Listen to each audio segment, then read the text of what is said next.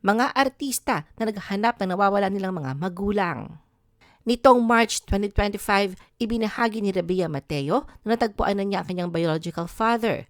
Ngunit itinakwil siya nito matapos sabihin sa kanya na, "Don't message me in my family. I don't care about you. I want nothing to do with you." Si Angeline Quinto ay pinalaki na kanyang mama Bob at hinanap niya ang kanyang biological mother na si Rosemary Susan Mabao.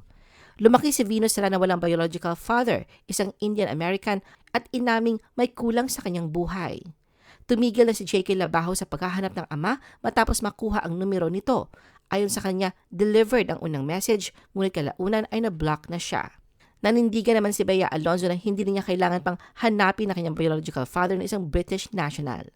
Matapos ang matagal na paghahanap, muling nagkita sina Julia Montes at ang kanyang biological father na si Martin Schnitka noong 2016. Natagpuan naman ni Angelica Panganiban noong 2010 ang kanyang biological father na si Mark Charlson.